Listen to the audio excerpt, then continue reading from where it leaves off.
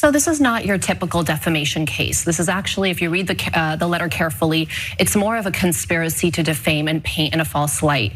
And why that's significant is when it's a conspiracy case, that actually eliminates a lot of the classic defenses something like a media organization would have against defamation claims.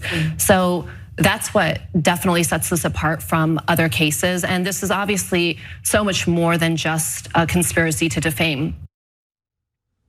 That was Hunter Biden's lawyer. Her name is Tina Glandian, and she is probably celebrating a little bit today because Hunter Biden managed to get a little bit of a win in getting Fox to retract some of the content that they had aired about him.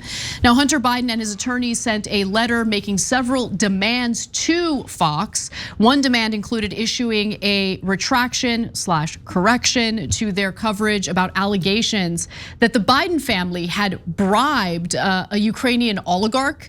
Now, there was no truth behind that, so a retraction should have been something that a news organization does anyway. The bulk of the letter focused on the 6-part fictional series titled The Trial of Hunter Biden. The Trial of Hunter Biden, which was produced by the Fox Nation streaming service and used actors to imagine what a courtroom case against the president's son might look like. Hunter Biden's attorneys state that while the series uses some real information, including emails, as well as images that Biden says are his, they also create an unfair and false impression.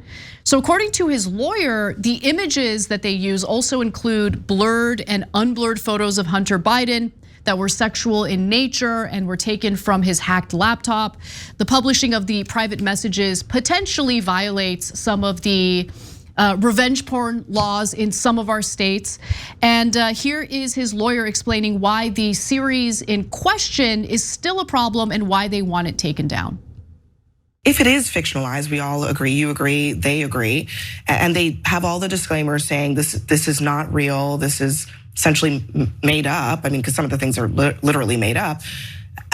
Isn't it just art? So you have pure fact, which would be protected, and you also have pure fiction that might be protected. But this is a very bizarre kind of marriage of the two. If you watch the docuseries, you see some real life characters from kind of this, whether you want to call it the laptop saga, but these events that are actually occurring, and they play themselves. They act as themselves as witnesses in the docuseries. So even though there's a disclaimer at the outset, you then see these real individuals portraying themselves. You see actual images of both Hunter Biden, the president, and other individuals that are involved with them. You see actual emails. And so they present a lot of factual information, but they distort it and they don't give the appropriate context, and then they have fictionalized dialogue surrounding it. So for an average viewer, it's really impossible to know what is fact and what's fiction. So, John, what do you feel about this fictional mini series with some inaccuracies and misleading narratives being described as art by Abby Phillip? It's a weird way to put it. I get her general point, which is if they give all these disclaimers, then they are to some extent covering their butts. And that might be enough, maybe. I'm literally not a lawyer, so I don't know. I think it is deeply weird to have the special in the first place. I said on the Daily Report this morning, I can conceive of it happening on the other side. Like if Trump wasn't facing all these trials, I can conceive of MSNBC doing something like this. Totally. But think about that.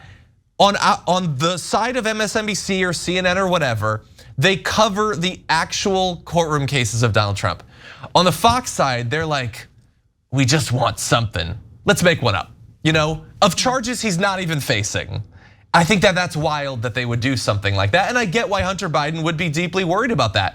They fetishized him for years. And it's not actually equal to be like, well, what if MSNBC did it about Donald Trump? It would be like if right now, Rachel Maddow was to do the trial of Don Jr. over cocaine possession or something. That would be crazy to do. And yet they did it. It paints a picture. Yeah, based on something that has not been proven. It's not even formally being alleged. Well, when the attorney for Hunter Biden sent that letter to Fox, at first they didn't respond to it at all. Then it was kind of made public, and then they did respond and kind of cried about it and said, oh, it's our First Amendment rights. But ultimately, it seems as though Hunter Biden and his legal team have enough merit in their argument that ultimately Fox did decide to take the mini series down, including the promotional content for that series. Let's go to the final graphic here. A Fox News spokesperson confirmed in a statement to the Daily Beast that the special had been removed from the service following the complaint. Quote, this program was produced in and has been available since 2022. We are reviewing the concerns and have just been raised, and out of an abundance of caution in the interim have taken it down. So they have taken it down. It might go back up. Look, it depends on how Hunter Biden's lawyers are pursuing this. Are they alleging defamation? And if they are, defamation is really hard to prove. And to be honest with you, I'm not so sure that that mini series would fall in the category of defamation. I could be wrong. You're right. I'm not a legal expert either on this matter, but I think Fox did the right thing in taking the series down, including the promotional content, to review it. To review the whole situation before they decide whether they put it back up or not. It's a safe way to partially cover their ass. If I was Hunter Biden, I would imagine that it would be largely irrelevant to me that it's being taken down now. Assuming he does actually care about the claims being made in it, it's been out for 2 years. The people, 99% of the people who were ever gonna watch it have already watched it. True. It's like in the gag order thing with Donald Trump, him having to take down those truth posts. They've been up for a week. Like everybody who already saw them has seen them. It's irrelevant to take it down. Either there are punishments or there are not. And again, I don't know if he has a case. We'll see if it ever gets to that point. Maybe there's a payoff or something like that. I mean, Fox News has already suffered some fairly large legal and financial defeats. I don't think they want to necessarily lose hundreds of millions of dollars. So maybe they throw them some money, I don't know. Yeah, I mean, look, again, out of an abundance of caution, they did the right thing. Yes. But I also do think, freedom of speech and expression, all that is important as well, which is why defamation cases are so difficult to prove. So for now, at least in the interim, a win for Hunter Biden.